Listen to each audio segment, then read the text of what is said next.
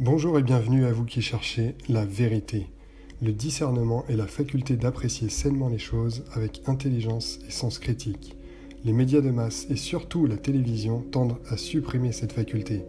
La Bible déclare dans Romains 12:2 « Ne vous conformez pas au siècle présent, mais soyez transformés par le renouvellement de l'intelligence, afin que vous discerniez quelle est la volonté de Dieu, ce qui est bon, agréable et parfait. » Aujourd'hui, je vais vous parler du côté occulte du pouvoir.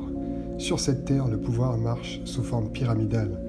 Tout en haut, il y a le pouvoir suprême, en bas, les moins que rien. Ceux qui, comme vous et moi, sont là juste pour travailler, payer ses cotisations et mourir.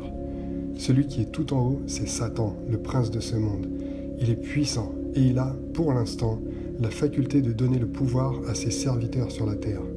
Les disciples les plus dévoués de Satan se trouvent au sommet de la pyramide, en formant des sociétés secrètes comme les Illuminati, les francs-maçons, le Club de Rome ou encore le groupe Bilderberg. Ces sociétés décident de tout, absolument tout ce qui se passe et va se passer au niveau mondial. Juste en dessous, il y a les deux familles les plus puissantes du monde qui depuis des générations se gavent sur le dos des peuples en organisant les guerres, les famines, les krachs boursiers, etc. J'ai nommé les Rockefeller et les Rothschild. Pour asseoir leur pouvoir et légitimer leurs actions, ils ont créé tout un système bancaire, lui aussi pyramidal, qui régule selon leur bon vouloir les politiques de nos pays. Je ne parle pas de la banque qui a pignon sur rue où vous allez déposer votre salaire. Je parle de la BCE, de la Fed, du FMI, de la Banque mondiale. En un claquement de doigts, ils mettent 20 000 personnes au chômage pour s'enrichir. En dessous, il y a les multinationales qui apportent la main-d'œuvre pas chère en grand nombre, sans oublier de se gaver au passage. C'est les GAFA, les Bayer Monsanto, les Nestlé, etc. Des chiffres d'affaires qui se comptent en centaines de milliards de dollars. Forcément, avec tout cet argent, c'est eux qui financent les campagnes électorales. Donc, ils contrôlent l'étage du dessous qui est les politiques. Et tout en bas, c'est vous et moi, le peuple. Ceux qui sont exploités, ceux qui n'ont pas le droit à la parole. Tout ce préambule pour dire quoi ? Tes décisions n'ont aucun impact sur la marche du monde. Celui qui veut du pouvoir ici-bas doit faire allégeance à Satan pour monter en grade. Ce qui nous amène au sujet du jour, Emmanuel Macron. À 11 ans, il intègre une école jésuite, ce qui n'est pas anodin. Les jésuites, c'est une congrégation fondée au XVIe siècle, mais qui trouve son origine au Moyen-Âge avec les Templiers. Ils ont organisé les croisades et l'Inquisition. Puis, pour des activités plus discrètes, ils ont créé la franc-maçonnerie et enfin, au XVIIIe, les Illuminés de Bavière, plus communément appelés Illuminati. Donc, au milieu de cette éducation un peu particulière, il rencontre à l'âge de 15 ans sa professeure de théâtre Brigitte Trogneux, 40 ans, mariée, mère de 3 enfants. Très vite va naître une relation extra-conjugale malsaine. Là, il ne s'agit pas d'une question d'ouverture d'esprit, d'accepter la différence d'âge. Il s'agit d'un flagrant délit de détournement de mineurs par dépositaire de l'autorité. Brigitte risque une peine de 3 ans de prison. Personne ne sait comment elle y échappe, mais ce qu'on sait, c'est que pendant 10 ans, étant toujours mariée d'ailleurs, elle va exercer une forte influence sur ce jeune homme brillant, le guider dans ses choix jusqu'à son entrée à l'ENA à 25 ans. À 27 ans, Macron devient inspecteur des finances, par son travail. Mais à partir de là, ce sont d'autres facteurs qui vont lui permettre de gravir les échelons. Il va gravir la première marche vers le pouvoir par un piston, et pas n'importe lequel, Jacques Attali. Pour ceux qui ne connaissent pas Jacques Attali, c'est simplement le faiseur de président en France. Il a mené au pouvoir Sarkozy, Hollande et bien sûr Macron. Donc à l'âge de 30 ans, grâce à la recommandation d'Attali, Macron entre comme banquier d'affaires à la banque Rothschild. À peine 2 ans plus tard, il devient associé gérant. C'est du jamais vu. Comment expliquer une ascension aussi fulgurante ? Grâce à un deuxième levier, les magouilles financières. En 2010, le journal Le Monde est en faillite, au bord d'un plan social.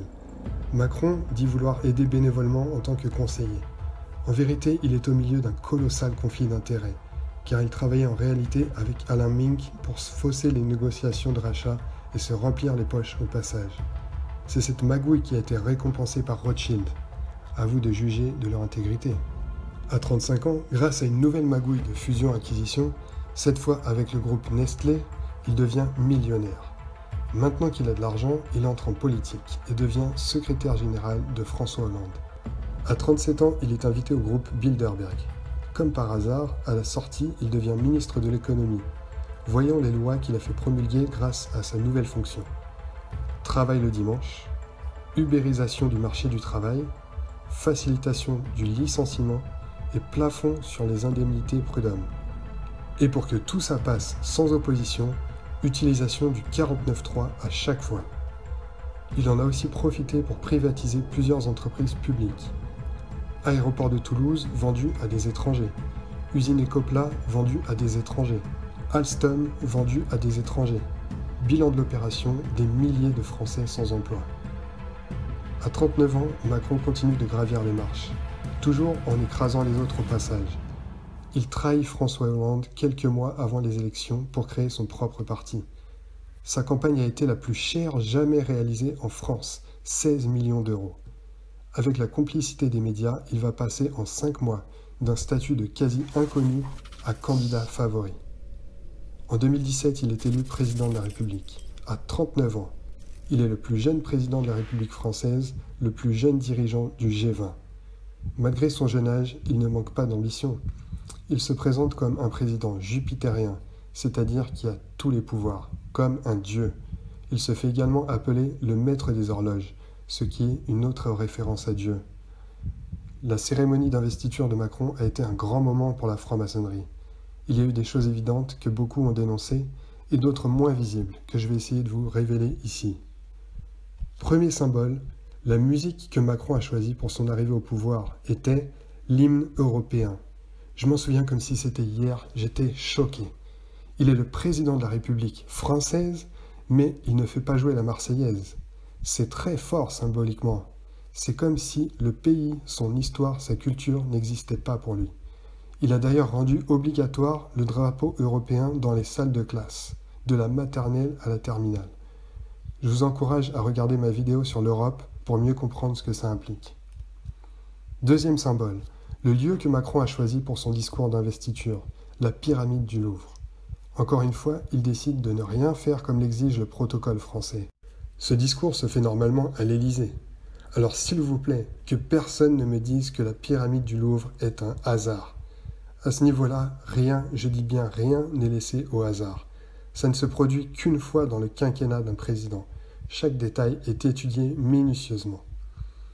La pyramide, c'est le symbole des Illuminati. Quel meilleur choix d'arrière-plan pour ses amis qui l'ont porté au pouvoir. Pour ceux qui doutent encore, il y a un dernier détail. Je connais bien la pyramide du Louvre. Je l'ai visitée une vingtaine de fois, de jour comme de nuit. Il n'y a rien de spécial au sommet de la pyramide. Pas de projecteur, pas de sculpture, ni rien de semblable. Mais là, pendant le discours de Macron, il y a, au sommet de cette pyramide, l'œil qui voit tout. Troisième symbole, son salut à la fin du discours, avec ses bras en signe de victoire. Il forme maintenant le symbole des francs-maçons. Il reste comme ça bien longtemps, encore une fois pour saluer ceux qui l'ont porté au pouvoir. Quatrième symbole, et là, on rentre dans le concret. Il y a une fête qui se déroulait à côté du pupitre d'Emmanuel Macron. Là, on rentre carrément dans le satanisme. Le problème, c'est que ça n'a pas été beaucoup filmé. Au moment du discours en 2017, j'avais aperçu des choses vraiment bizarres dans le coin de la télé. Mais j'étais pas sûr d'avoir bien vu car ça n'avait duré que quelques secondes. Mais j'ai eu l'impression que ça ressemblait fortement à la cérémonie d'ouverture du tunnel du Gothard. Dès le lendemain, j'ai essayé de trouver des replays, puis j'ai cherché sur YouTube des chercheurs de vérité qui auraient analysé la chose. Il y en avait, mais les vidéos ont toutes été supprimées en moins de 24 heures. C'est quand même étonnant. Les vidéos de l'investiture de Macron supprimées. Ils ont dû se rendre compte que c'était un peu trop explicite. Ils ne pouvaient plus dire que c'était une simple coïncidence. J'ai quand même réussi à retrouver quelques images. Gardez juste à l'esprit que nous sommes à la cérémonie d'investiture d'un chef d'État. D'abord, on a des femmes, genre mannequins, vêtues très court, qui dansent. Bon, pourquoi pas. Mais la danse se transforme assez rapidement en striptease. En quelques minutes, elle se retrouve en sous-vêtements.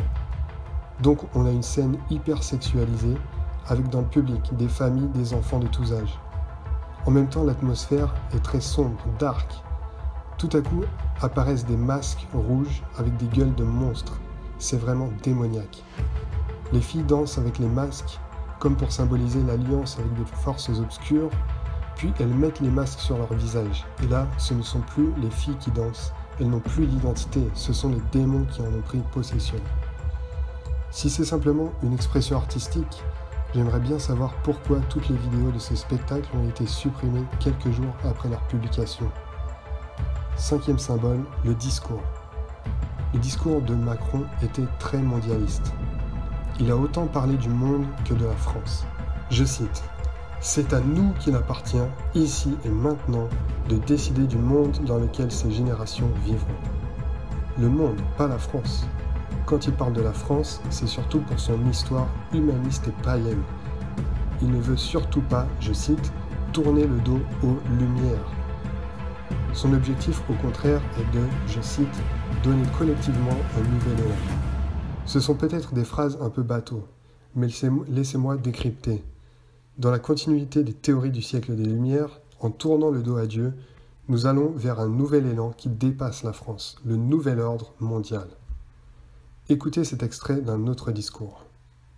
La transformation que nous avons engagée est une condition centrale, j'en ai la conviction, de la transformation de l'Europe tournée vers l'avenir et vers les peuples.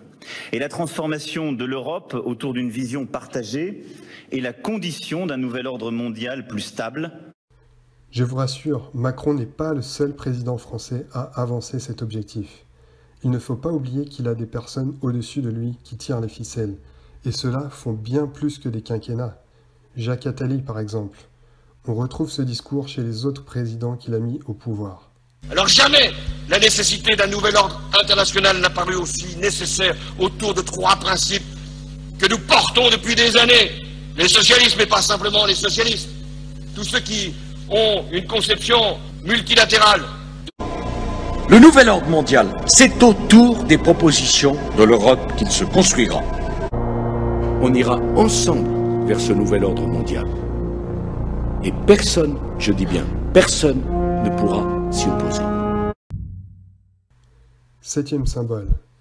Depuis qu'il est au pouvoir, Macron n'a pas cessé d'avantager le haut de la pyramide, ceux dont il est devenu l'instrument. Suppression de l'ISF pour les riches, suppression des taxes sur la sortie des capitaux à l'étranger pour les riches, augmentation de la taxe diesel pour les pauvres. Selon une étude de l'OFCE en 2018, les réformes de Macron ont fait diminuer le pouvoir d'achat des 20% les plus pauvres, alors qu'il a considérablement augmenté celui des 2% les plus riches.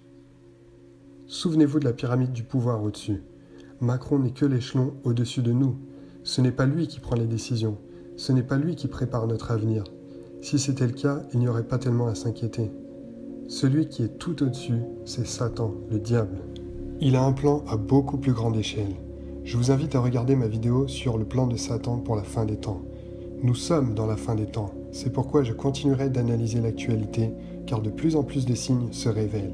Soyons prêts pour le retour de Jésus. Ne vous conformez pas au siècle présent, mais soyez transformés par le renouvellement de l'intelligence, afin que vous discerniez quelle est la volonté de Dieu.